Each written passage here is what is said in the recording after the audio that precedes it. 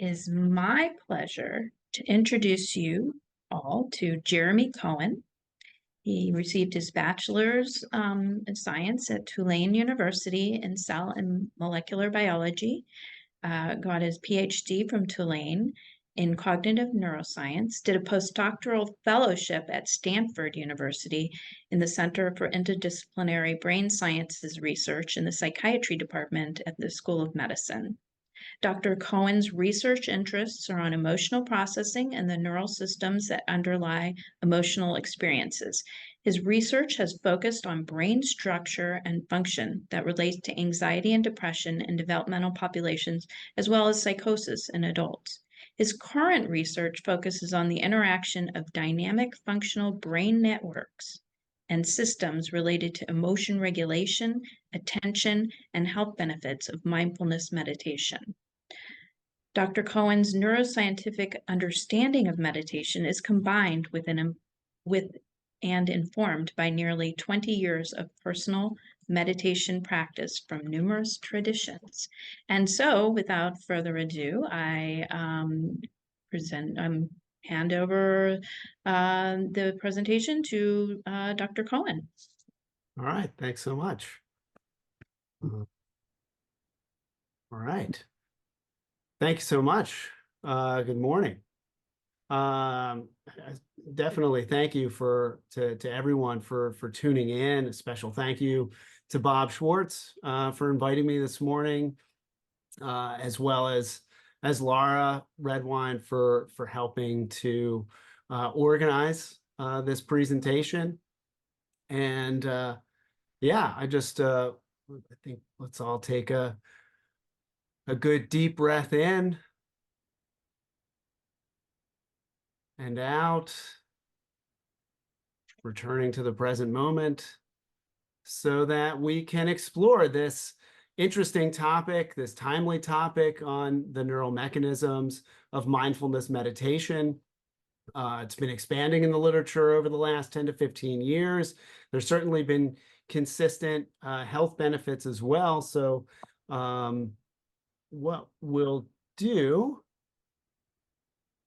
is I'll introduce a bit about meditation in general, offer a framework of mindfulness meditation specifically, and based on that framework, kind of take a peek into some physiological evidence that is reflective of that framework. We'll look at some broader effects on the brain as a result of meditation practice.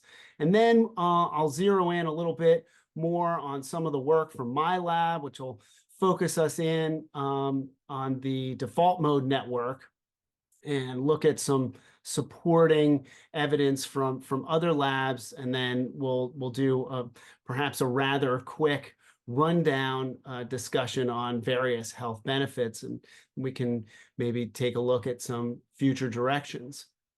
So some of us may be familiar with meditation, others not as much. There are many different meditative traditions, and popular culture has really kind of lumped all of these different forms and practices together under a singular umbrella. And an individual saying that they're going to do a study on meditation is akin to an individual saying that they're going to do a study on sport, as though all forms of sport are equivalent. And the literature really does a poor job of distinguishing different forms of meditation, frequently lumping different practice styles together, and not even doing well to distinguish between sitting-based practices, which would include mindfulness meditation, and movement-based practices. In this talk, we are going to focus on sitting practice, as we're focusing on mindfulness meditation. And sitting practices are typically point of focus based, but of course, what varies across those different practices is what is the point of focus. And the literature essentially has coalesced around 4 broad categories that we can look at meditation from. There's focused attention, meditation, which is a single point of focus. It's usually in the body and it's usually the breath, although it could include things from outside the body like a sound or an image. But in traditional meditation practices, it's usually the breath, and usually the breath at the nose, but sometimes as well the expansion, contraction at the chest or belly. Basically, the meditator is just focusing on the sensations coming from that point of focus. If attention deviates in any way, they get lost in a wandering thought, they come back to that point of focus. They come back to the breath. Um, Open monitoring is also a point of focus, except now the point of focus is open. The meditator is free to shift attention to different bodily sensations occurring throughout the body, throughout the mental experience as well, noticing how these different sensations are arising and passing away. And there can be some different variations to techniques on how to explore those embodied experiences. Vipassana, which is my practice orientation at this point, as well as mindfulness-based stress reduction, MBSR, fall into this open monitoring category. And this is really where mindfulness meditation resides as well. We'll take a look at that. And for those, interested in MBSR, familiar with it, it was developed by Jon Kabat-Zinn following his practice in Vipassana in the 1970s with S.N. Goenka. There's other practices as well, compassion-based, which is more oriented towards cultivating compassion towards self and others. And this includes things like metta, Tonglen, or forgiveness practices.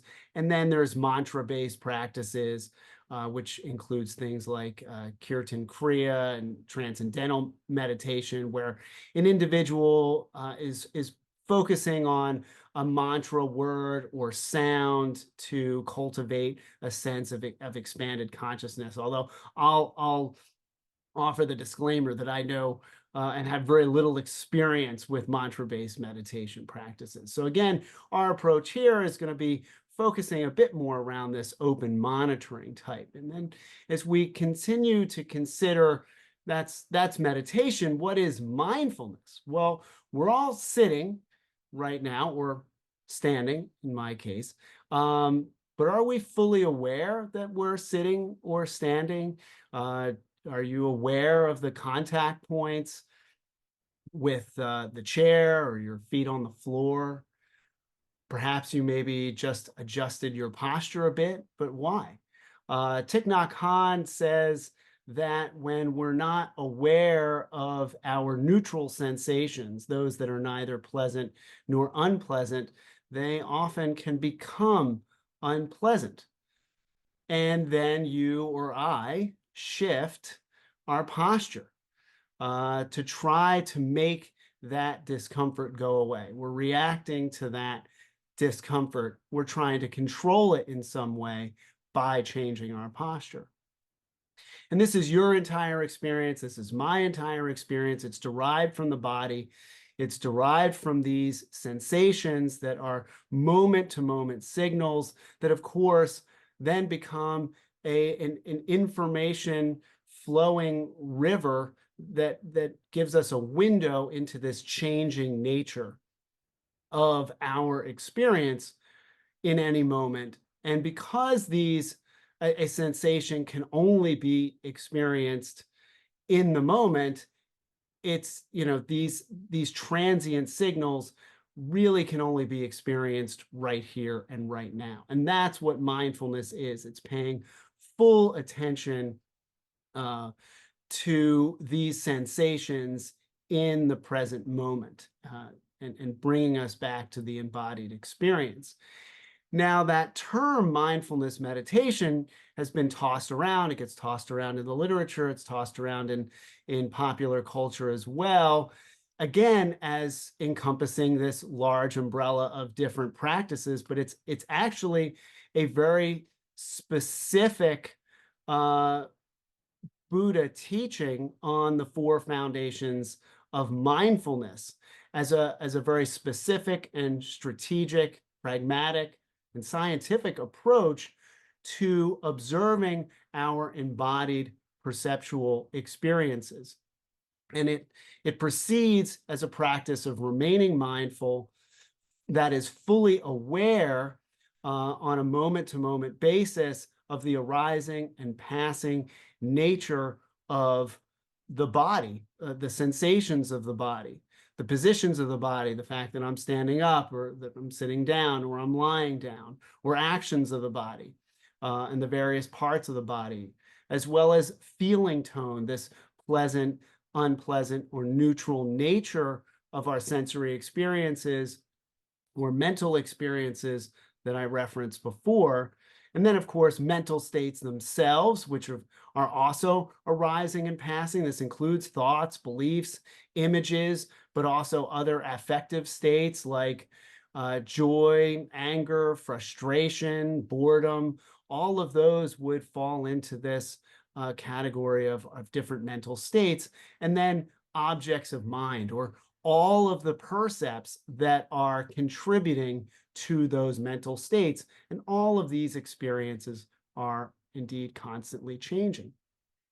So if mindfulness meditation consists of that practice, that also means that mindfulness meditation is not other things. And I see a lot of confusion when I talk to people, or things that are written about meditation or mindfulness meditation that can be confusing. And there's misconceptions that meditation is about achieving specific states, and it's not. It's not about necessarily experiencing calm or valuing any particular experience over others. I've had many conversations about individuals saying, I really can't meditate because I'm not good at clearing my mind. Well, that's not how that works. The mind produces thoughts the way that the mouth produces saliva. It just does it on its own. So it's not about clearing the mind. And oftentimes, especially for newer practitioners, when we sit down and we begin to look at the body and we look at these sensations, the brain can actually throw a bit of a temper tantrum and throw up a whole frenzy of thoughts to distract us. And this is so reminiscent of my first overnight silent retreat, where there were so many thoughts and frustration and self-judgment and self-doubt, and everybody else was having an easier time, or they were much happier. And it was pre-pandemic, so I had a roommate, and I became convinced that my roommate was annoyed by me. And then by the end of the retreat, of course, I was able to talk with my roommate, and we shared a lot of appreciation for each other and the time that we had spent together. And then he revealed that he also had this false belief that I was annoyed by him. And then it hit me like a ton of bricks that not only does my brain make up stories, but it does it in a way to play tricks on me. And of course, once I became aware of that, it didn't happen as much at subsequent retreats. Of course, my brain found new ways to play tricks on me, but that's probably another talk altogether. So meditation really then becomes very much not about controlling the experience in any way, and not becoming attached to whatever the experience is. And these aspects of either control or judgment really just reflect greater personalization. I want something, I need something, I'm bad at something, I'm annoying someone, I'm frustrated. Those are aspects of our experience, but indeed, mindfulness meditation is really just becoming aware that those experiences are occurring. So mindfulness meditation then engages a whole host of perspective-taking skills, and they're all sort of coalesced around this idea that the experience that I'm having, the experience that I'm witnessing, is an impermanent experience. And by watching my physiological experience, I'm able to understand this inherent property of impermanence that, directly through the experience of the body, that my physiological experience is impermanent, and indeed the environment is impermanent as well. And we can all think of this cognitively, but it's something else to experience that on a much deeper level. And of course, this involves and engages focused attention. We need to be aware of the bodily sensation, and we really begin to observe the experience of the body and not judge it in any way. And this is where we begin to learn that our experience is indeed impersonal, and it is just arising and passing, and that we're just trying to watch it just as it is, which then brings in greater acceptance instead of our conditioned reactivity to our experience. So we begin to learn equanimity and getting out of the habit patterns of clinging to pleasant sensations or avoiding unpleasant sensations, like shifting around potentially with our posture in a chair, or as I'm standing. They seem like small reactions, but these are all of the small reactions that do make up our experience. And this is very much in line with James Lang theory. I can think of an example of, walking in the park with my dog in the morning, and it's, the sun the light is coming up, and the birds are singing. I'm aware that I'm walking, so I'm mindful in the moment, and then I hear this rhythmic sound, and then I can just step to the right, and it turns out that this runner is passing me to the left. But in an unmindful moment, I could be in the exact same place and sort of lost in thought. Sure, I'm using my eyes to not trip over anything in a very automatic kind of way, but I'm not really attending to the environment. I'm thinking more about what I need to do later, or what I'm going to eat, or something like that. And then all of a sudden, there's this rhythmic sound, and I flinch, and the same runner goes past me to the left. So in this moment, I can engage new strategies like patience. Okay, I wasn't in the moment. Let's come back to this. This is the experience that I'm having, and then curiosity. I can explore what's happening. Okay, my heart is racing. I'm feeling some more intense vibrations, some sensations in my legs. That's not comfortable. I don't like that. Okay, well, bring in some more kindness. Okay, this is just the experience that's happening right now, connecting with the breath, connecting with the environment, and beginning again. And that's really the persistence of the practice. And in this way, we begin to recondition the brain and the nervous system to engage these perspective taking skills over those reactive patterns where maybe I just get very frustrated with myself that I'm not in the moment. And then I'm kind of angry at the runner, or I'm angry at myself because, I was thrown off of whatever my thought focus was. So this is where our habit patterns can drive our behavior in unwanted directions.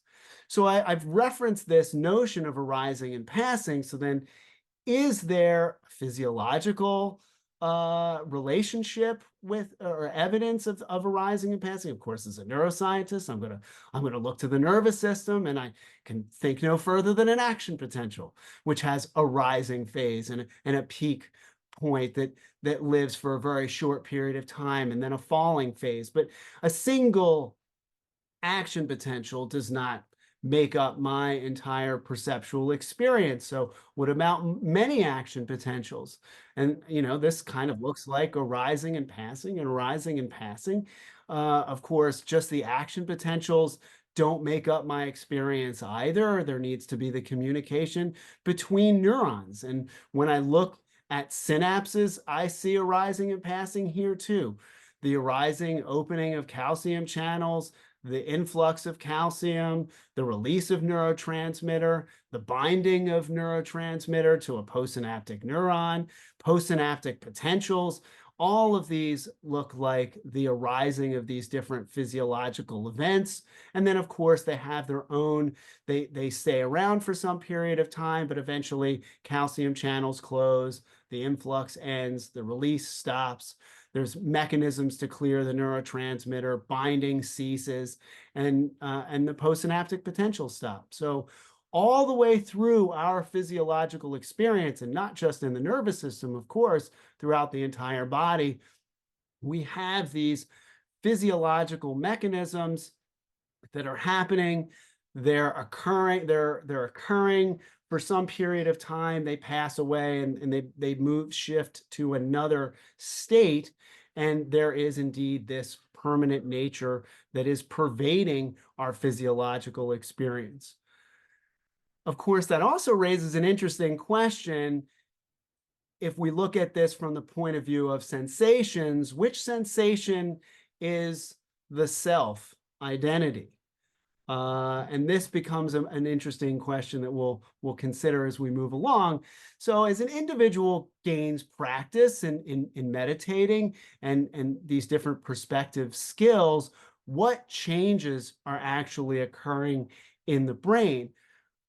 Well, from a wider perspective, there's quite a number of different structural changes that we can see in the brain in different areas that impact meta-awareness, both exteroceptive and interoceptive, sensory experiences, memory consolidation, motion regulation, but also intra and interhemispheric communication.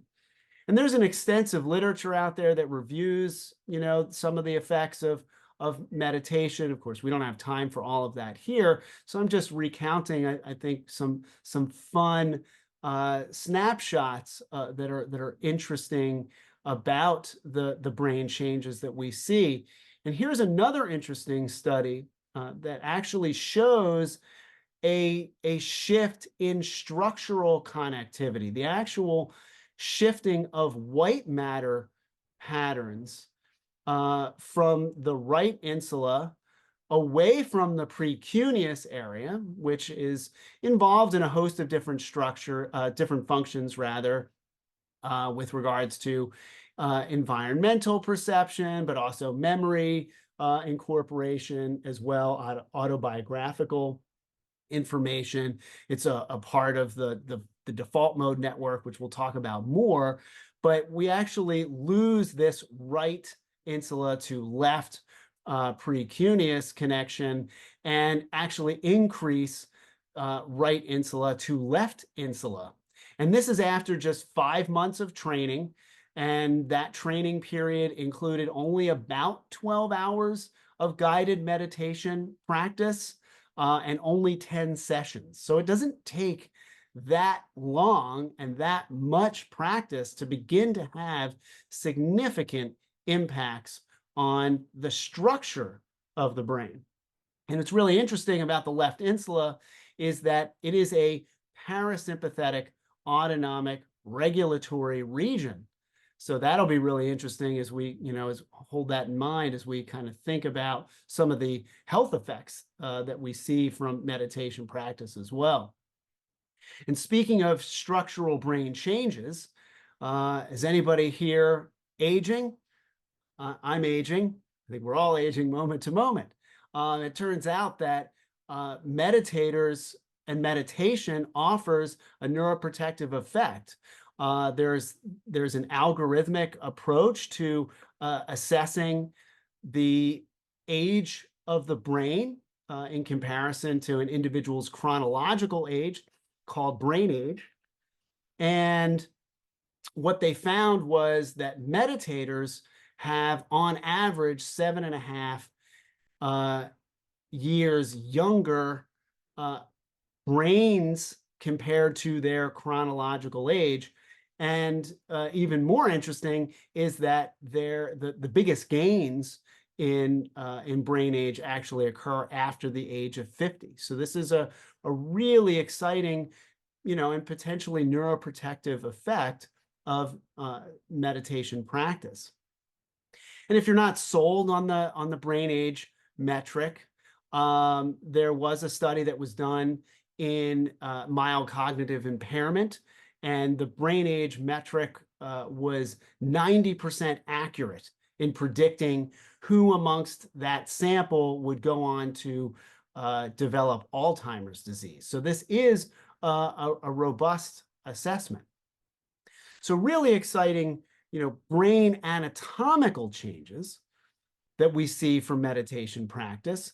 There are also exciting functional changes that occur as well. And if we look at this, graphic from a review study, and we zoom out, and we can remember those different four categories that I introduced at the beginning, we can see that meditation in general is really good for the brain, and that all of the different categories that I mentioned have, and exert positive impact on brain function. But if we sort of zoom back in to open monitoring as an approach, that mindfulness meditation approach in the blue dots, you will see that this approach, with the most expansive perspective taking skills development, also coincides with the widest array of brain functional effects. And among those, we can see different aspects in across the three main neural networks. When we sort of divide the brain into main overarching neural networks, we have a task positive network, which is exactly what it sounds like. These are different parts of frontal cortex and perhaps parietal lobe and attentional systems that are engaged when we're involved actively in doing a task. There is the default mode network, which, kind of as it sounds, is a collection of brain areas that is active when an individual is awake. They're alert, but they're not doing anything. So it's now the idling state of the brain. And there is the salience network, which is the interchange network between the two, and it actually helps to direct traffic between those two systems. And when we look at those blue dots, actually in that open monitoring category, the mindfulness meditation type affects all three of those systems, whereas the other forms of meditation only exert, much more focused impacts. So I do want to focus in a little bit more on that default mode network. And I did mention this tricky, sticky spot earlier of self and self-identity. And we can think back to my meditation retreat experience where I was telling myself that I was annoying my roommate, and others were having a better, happier experience. But at the same time, it's also possible that they were just taking greater amusement in the interesting thoughts that their brain was serving up, which I was certainly able to do at subsequent retreats. The default mode network is, that network that tends to be active in individuals when focused on internal mental state processes, including self-referential processing, self-judgment, autobiographical memory retrieval, imagining the future, and also interoception. So it's interesting that, especially the last one, interoception, which would be something that would be engaged with mindfulness meditation. But we can see that each of these functions does have a beneficial value. But if there's overrepresentation of the default mode network, that could become problematic. And just ask anyone that is dealing with depressive symptoms, anxiety, PTSD, chronic pain, mild cognitive impairment, Alzheimer's disease, amongst others, because all of these populations have shown aberrant functionality or functional connectivity within or between the default mode network and other areas. So there is some sort of aberrant functionality of the default mode network in all of those different populations.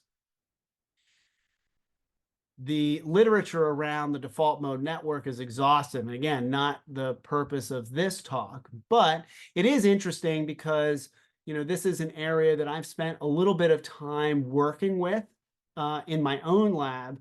And due to some infrastructural reasons, my lab tends to work primarily with archival data.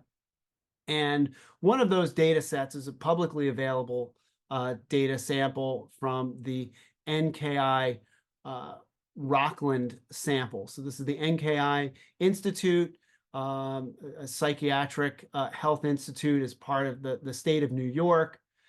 And I'm not going to go too in depth in the whole data set, but suffice it to say, this is a large scale cross-sectional sample of brain development, maturation, and aging with participants ages 6 to 85. I think that there's like 1,300 subjects that are in this cohort. It was all funded by NIMH. And it's a very phenotypically rich sample as the individuals underwent semi-structured diagnostic psychiatric interviews, as well as collecting genetic information, other biometric health information, neurocognitive measures, advanced multimodal neuroimaging, behavior measurements as well. So a lot of self-report measurements.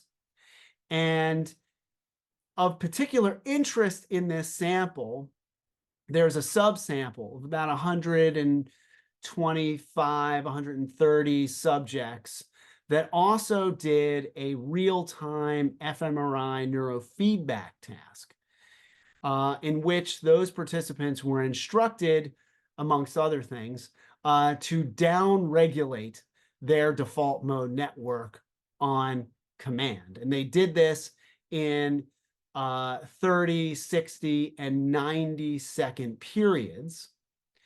And they were basically just shown an image like this. So basically, the researchers were just recording and aggregating from those different default mode network brain regions. Like I said, they were aggregating that into a value. That value then became this odometer needle on the screen, and the subject was either in the focus condition or the wander. In the focus condition, this is when they are trying to downregulate their default mode network. There was an upregulation condition, but we didn't analyze those.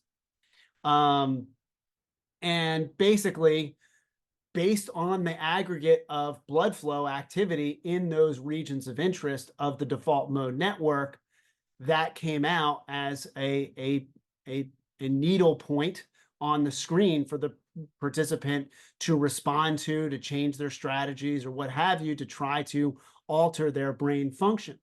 What was also interesting was that buried amongst all of this phenotypic data was a singular question of interest to us. On a scale from 1 to 10, how would you rate your meditation experience? And not surprisingly, most of the participants did categorize themselves as having very little meditation experience. However, the more meditation experience that an individual perceived themselves to have, and thus rated themselves on this 1 to 10 scale, the better they were at downregulating their default mode network on command, specifically during the 90-second trial periods. So it probably took them a little bit of time to figure out the strategy, which is why the effect maybe didn't show up in the 30 and 60-second conditions. They weren't given any guidelines in terms of how to downregulate. They were just asked to do that. So that was one interesting result that we see, is that these experienced meditators, self-reported as it were, are indeed better at downregulating their default mode networks on command. We looked into the same data set, analyzing the resting state data, and using that same 1 to 10 metric on how well they perceive their meditation experience. And even at rest, so now with resting state imaging, that fun fact of, 20% of the oxygenated blood is going straight to the brain. So the brain is always active. So as long as these individuals, they're awake, their eyes are open during these resting state periods, and we're just recording what is the blood flow during this period. They're not instructed to do anything other than to stare at a fixation cross. So they can be thinking about what they need to do when they get out of the scanner. They could be thinking about the noises in the scanner. They could be thinking about how they have to use the restroom. I mean, who knows? They could be thinking about anything. But even in that state, the baseline function of these individuals' brains, and the more meditation experience they reported having, we saw functional connectivity increases. So increased coupling between the right frontal eye field and dorsolateral prefrontal cortex in the right hemisphere, and inferior posterior parietal cortex also in the right hemisphere. Now, all three of these regions are involved in that task positive network. They're sort of frontal attention related regions. And this will be an interesting result as I kind of talk about the next piece of archival data that my lab has been working with. And this comes from a previously published study by Hassenkamp and colleagues that is now over a decade old, in which they got together a very small group of 14 experienced meditators. And by experienced, I mean the person with the least amount of experience had 17 lifetime hours of meditation.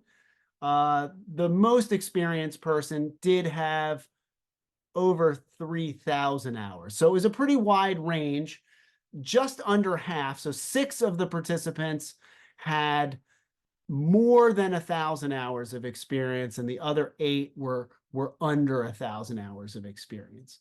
And when they put them into the scanner, this is now a focused attention task, a focused attention meditation task, rather.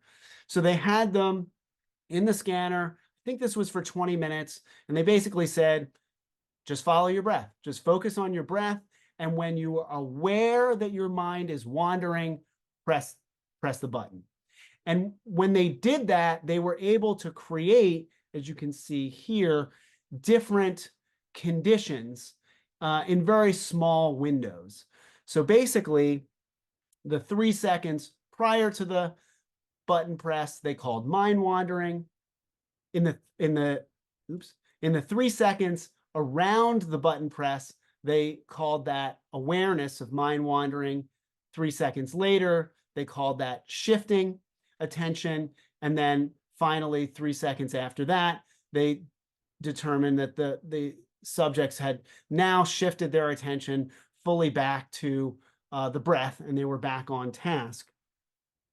And they use that strategy to compare those conditions to see, this was just looking at peak activation, to see what peak activation was different in those different periods. So the individuals are in the scanner, they're pressing the button. So if we go to the 3 seconds prior to the button press, and this is the mind wandering phase, it's exactly what you would expect to see. A whole bunch of that default mode network activity that I referenced earlier. And then, of course, during the awareness of mind wandering period, it's similarly what you would expect, in that they showed salience network activity in terms of the insular cortex and anterior cingulate. And then in the next 3 second period after the button press, you can see that the shifting attention period very interestingly activated right dorsolateral prefrontal cortex and right inferior parietal cortex. The same two regions that my lab was able to show in resting data is more strongly connected to frontal eye field at rest based on an individual's self-reported meditation experience, which means that not only is meditation effect on the brain so robust, that's so robust that we can find results just by asking people a crude question on a scale from 1 to 10, how good do you consider yourself as as a meditator, or how much experience do you have?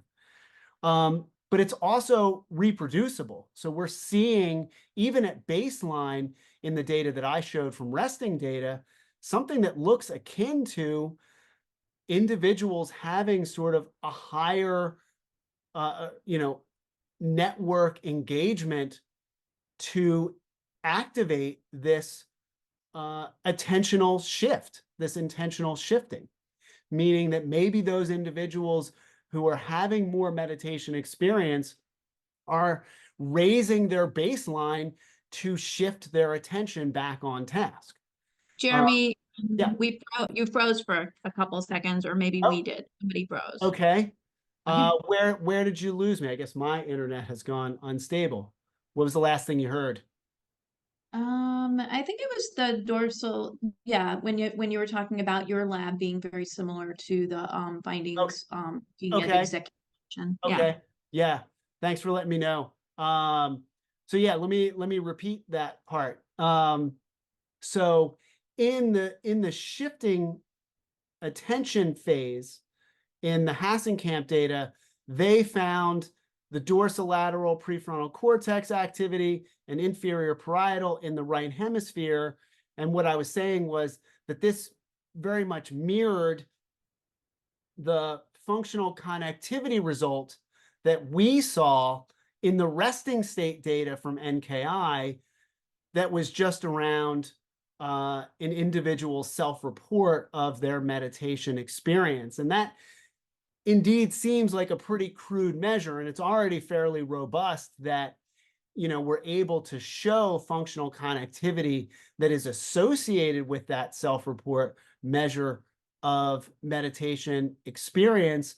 But I think it's even more interesting in light of the manner in which it reflects this attentional shifting component that is emerging in the meditation task from Hassenkamp, maybe even suggesting that with increased meditation experience, that those meditators are increasing their network resilience, their capacity to shift attention back on task.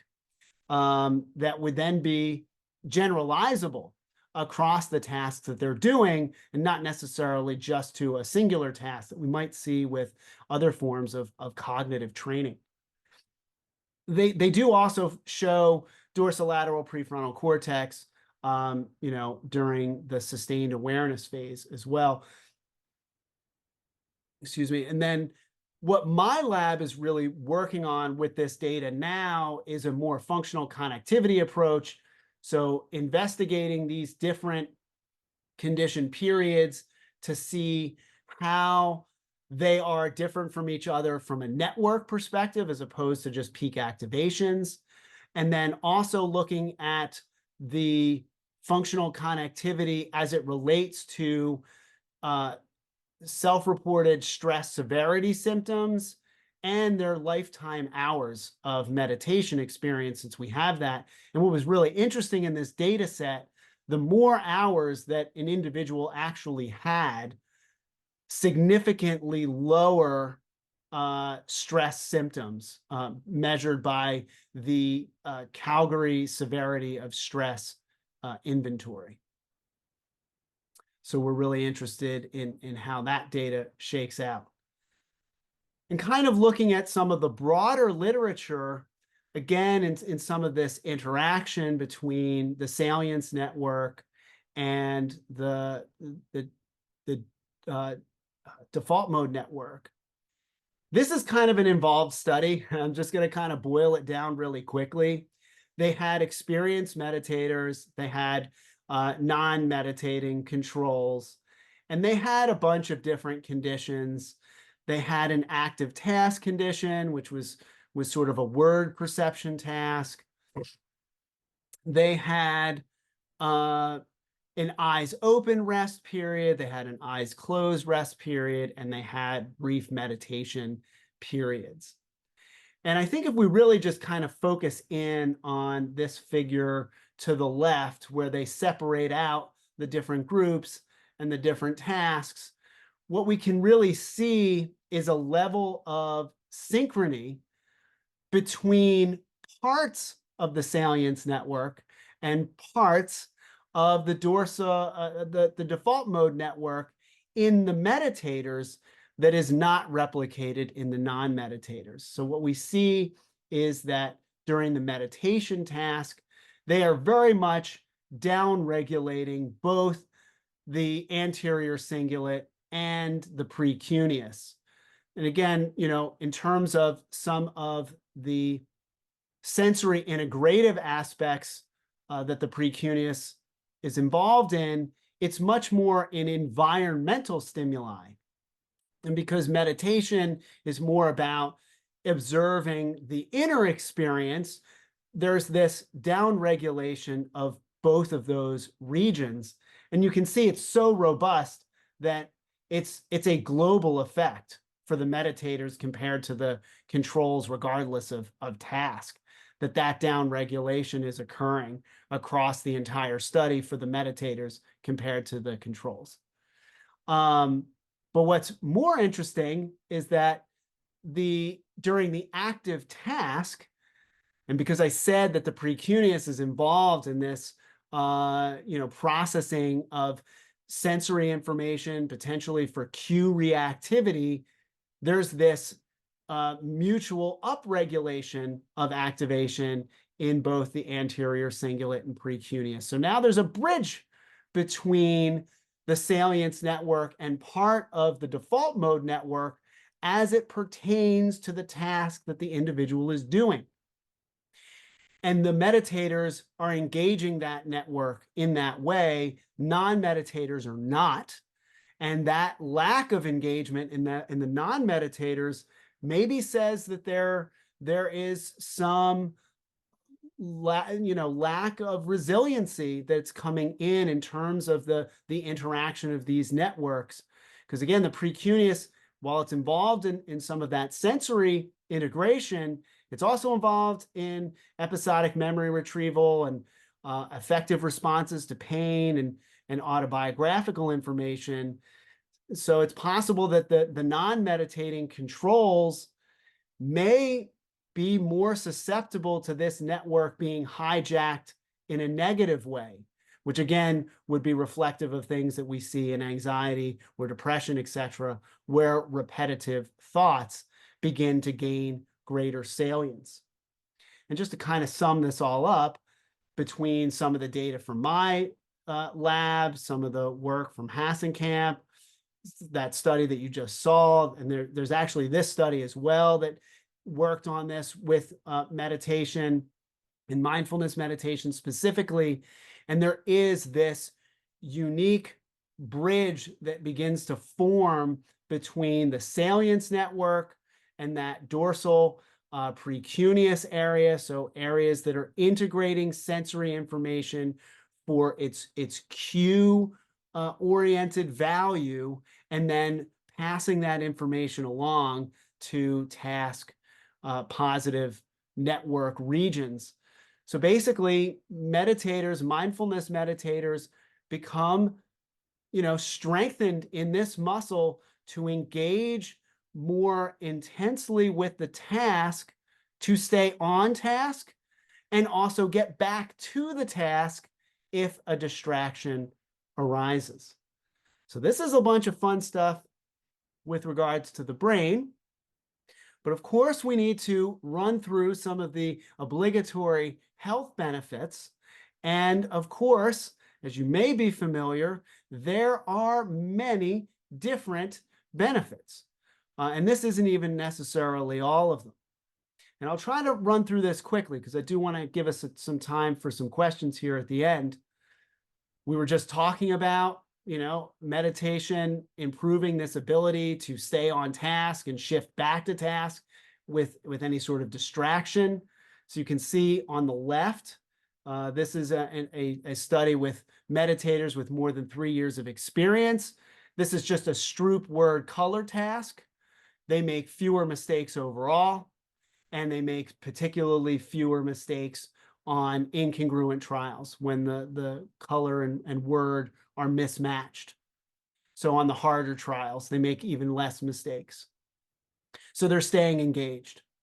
And similarly, on the right, this is experienced meditators with after going on a 3-month meditation retreat and then doing a dichotic listening task, assessing attentional blink. And those experienced meditators have much faster reaction times, and they are more accurate. They are hitting their correct responses at a higher rate, having fewer false alarms, and showing greater sensitivity. Again, cue reactivity, which we just mentioned. Of course, improved cognition, even in mild cognitive impairment, following training, meditation training, cognitive and daily functioning improved following that training, as well as at a 1-year follow-up. And that 1-year follow-up was progressively better the more the individuals practiced on their own during that year. Long-term meditators, again, similarly improved behavioral results, Stroop, NBAC, visual search tasks. There's a whole bunch of effects on stress and physiology. Individuals following meditation training showed increased natural killer and B cells, better quality of life measurements, lower blood pressure, and decreased heart rate. So things that were related to parasympathetic nervous system activation, if we reference back and think about that increased connectivity from right to left insula. And also changes in self-report stress measures and actual cortisol reduction. And cortisol reduction that continues to decline over an entire year following their meditation training. Also reduction in inflammatory T cells. And again, reduction in those T cells over the year following training. In a separate study, they also showed that training was related to increased telomere length. Remember, I talked about that increased structural connectivity between right and left insula and parasympathetic regulation. So meditation is also associated with a dramatic spike in low frequency heart rate variability that is very much absent when an individual is just sitting quietly. And other studies have kind of repeated this effect, and these oscillations also coincide with breath rhythms, respiratory rhythms, and also brain function, suggesting that there is a synchronization of brain cardiovascular and respiratory rhythms. There's decreased pain and spasticity following meditation training. And of course, study after study after study, there's improvements in mental health, decreases in depression, anxiety. It was even shown that individuals following MBSR training, women following MBSR trainings, were more resilient and less negatively impacted by hot flashes. So that's a really significant effect of this observation of the bodily experience. Kind of just trying to wrap this up. We talked about all the different meditation traditions, and of course, my focus on mindfulness meditation. The mechanisms are beginning to gain some clarity, and this approach of mindfulness meditation does seem to offer the broadest set of perspective taking as well as the broadest set of benefits. and it's really about retraining both those perspectives and brain functions. And now I'm interested in your questions. I know with a very small amount of time, but also curious in ways in which we can find to work with one another in supporting meditation practice, potentially working with med school students, providers in your clinics, and as well as potentially with patients. Thank you so much. Thank you, Gary. Thank you very much. So we are going to take some questions. I'm gonna have to step out, but yes, so we'll be able to share slides, handouts. Is that gonna be okay with you? Yeah, that's fine. Yeah. Can see everything. Okay, great. I have a question. Yes, please. One thing, Jeremy, that was a great talk, a really great talk. And Thank you. so one of the things I was struck by is that the shifting your attention back, there's almost a way in listening to you, I realized that it's actually not a bad thing. Like we always think, oh, there I go again. Yeah. But actually, there's a strengthening. Yes. Can you comment a little bit more about that? Absolutely. That's a great question. And it's one of the other common misconceptions. It is very much that strengthening through returning back to the task itself. And Robert Wright is an evolutionary psychologist. There's a great story with this. And he describes this in his first silent meditation retreat. He goes to the teacher and he says, oh, I'm having such a hard time. I keep noticing all of these thoughts. And the teacher says, this is great. You're noticing thoughts.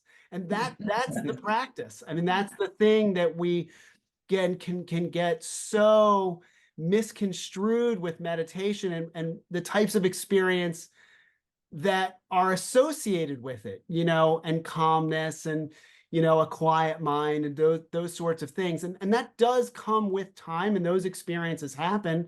I've had plenty of those. I've had plenty of experiences sitting, and it's very frustrating, and my body won't settle, and I don't want to do it. And, and I had a lot of difficulty with that earlier in my practice, coming to Vipassana and really working with equanimity to just sit and observe and continue and come back to it again and again has really been a huge, huge benefit, because it is building that resiliency, exactly as you referenced. Right. Jeremy, can I make a comment that Sure. it seems to me that the act of refocusing one's attention is actually similar and probably part of the mechanism of how we learn. For example, if you're learning a language, repetition obviously is the thing that builds the neural pathways that create the linkages, so that that thought. So when you're associating a particular thing with a new word, if you repeat it multiple times, so I would assume it's a very similar mechanism in terms of how our brains function. Yeah, absolutely. I mean, I 100% agree with that in terms of that repetitious action, but also I think, again, as we look from some of the data, the way that it's specifically incorporating specific cues, right? As you kind of referenced in your example about words and the word sounds, it's this increased cue sensitivity and awareness of that with the repetition and staying on task, coming back, doing it again, repeating it again, doing it one more time. Okay, let me practice that one more time. Let me practice it in this environment, in that environment. And yeah, absolutely. It very much is related to learning. So Jeremy, do you have a PowerPoint presentation or something that you would give to patients in terms of introducing them to the whole mind-body experience? I'm still working on new presentations all the time, and absolutely, that is a project that I am working on right now, as I'm working with my own teacher training certification, in explaining mindfulness to beginners, and explaining different tools, and designing courses as well to actually help to offer training in the practice itself. But I would certainly be happy to put together presentations if there's specific topics that we would want to discuss and explore. Yeah. I would love to work with you on doing something like that we could develop for patient classes at the Osher Center. Yeah. I think that would be extraordinarily important. And I'll just give you an example. So most of us who have been to medical school understand the structure of the brain. Mhm. But I think that for the average person who's not taken neuroanatomy, Sure. they really don't get it. They don't understand the Right. different components. And I think that in an explanation and an education program for mind body, I think it would help people to understand what the different components of the brain are actually responsible for and what their functions are. And I think that would be a great way of pulling them through in terms of getting to understand how the mind body experience works. Absolutely. And I have, I have little snippets of that sort of information from other talks that I have given in the past and would like to update in terms of, basically these sort of different general systems of attention and movement and sensation and bodily sensation, visual sensation, and basically how those different parts of the brain are really just playing off of each other, and trying to assert dominance over each other, that actually dictates our experience. And I'd be happy to definitely explore ways in which we could best try to present that information, to connect with patients. Great, thank you. We have another conference starting now, but one Okay. of the things that I would love to entertain with you too, building on what you were saying, we had offered MBSR trainings here for several years, and getting people to commit to an 8-week training program, and it sounds like you're working on your own training program, was extremely difficult. And yet the benefits are so great, Yeah. and so widespread Yeah. physiologically. So perhaps when we meet again, we can brainstorm about what's the languaging Yeah. that would allow us to market it in such a way that it would hook people and, to commit. Right. Well, yeah, I mean, the one thing is for me, it's sort of informing people up front. The practice is simple, but not necessarily easy, Yeah. in that, we are trained, these reactive, patterns are trained, and we don't like discomfort. And when we sit, it tends to, at least early on, it brings up a fair amount of discomfort. And I've sat through a fair amount. And there was a great quote, and I don't remember, this a longtime practitioner who really recounted as she was struggling at the end of life, with cancer. And she was so remarkable as she was dealing with all of that pain and sadness and fear. She recounted how grateful she was for all of that, all of those sits. It really does give us so much resilience and a different perspective of, of those experiences. So I think sort of, offering that reality to individuals, maybe a little bit difficult in a slogan. I'll have to kind of think about that. But in terms of information, guiding them to let them know that that experience is okay. It's very normal. It is part of being a human in a human body. This is the experience that human bodies have. And then beginning to not take that personally, that it's just this human body experience. It's not my experience. I don't own frustration. I don't own pain. This is a common feature to all humans, and finding ways to work with others and to listen. Oh, this person's also having this experience. They're also struggling in this way. And there have been studies done that have shown that, online meditation training can be useful as well. So I don't know if that could offer something that would be a lighter lift for people, as well as maybe doing something that's a little bit shorter, something that could even be as short as 4 to 6 weeks or something like that. And still be able to see efficacy. Yeah, at Yeah. least enough to, orient individuals to the practice, to the experiences, and hopefully to engage their curiosity, because that's really the big thing in shifting their perspective towards curiosity. So building that equanimity so that they're reacting less, and building that curiosity and kindness to the experience at the same time.